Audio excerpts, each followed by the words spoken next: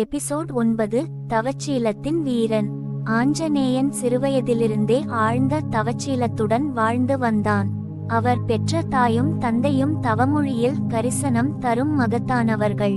அவர்களது வழிகாட்டுதலிலும் ஆசீர்வாதத்தாலும் ஆஞ்சநேயன் சிறுவயது முதல் தியானத்திலும் துறவிலேயும் ஆர்வம் காட்டினான்.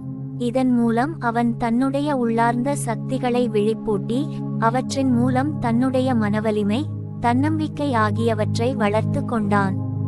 இந்நிலையில் ஒரு நாள் ஆஞ்சநேயன் கடுமையான தவத்தில் இருந்தபோது காற்றினின் மூலம் சில யோகிகள் அவனை சந்திக்க வருகிறார்கள். அவர்கள் ஆஞ்சநேயனின் தவத்திற்கு மிகுந்த பாராட்டுகளை வழங்கி அவனுக்கு புதிய மந்திரங்களை அறிமுகப்படுத்துகிறார்கள். அவை அவனுடைய உள் ஆற்றலை அதிகரிக்கும் வகையில் உள்ளன. அந்த யோகிகளின் வழிகாட்டுதலின் அடிப்படையில் ஆஞ்சநேயன் தன்னுடைய தவ பயிற்சியை இன்னும் தீவிரமாக மேற்கொள்கிறான்.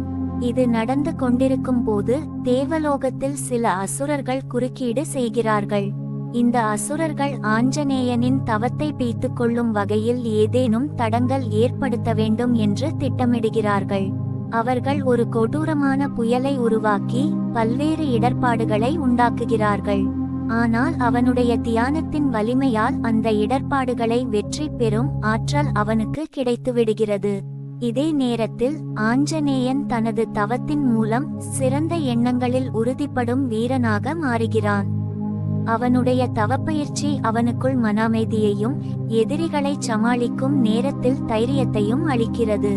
அவனது தியானத்தில் எந்தவிதத்திலும் அசையாமல் இருப்பதைக் கண்டு தேவர்களும் அதிசயிக்கிறார்கள். அவன் மௌனமாகவும் அடக்கமாகவும் இருந்தாலும் அவனை எதிர்த்து வந்தவர்களை போர் அவன் வெற்றிகரமாக சமாளிக்க கூடிய வீரனாக உருவாகிறான்.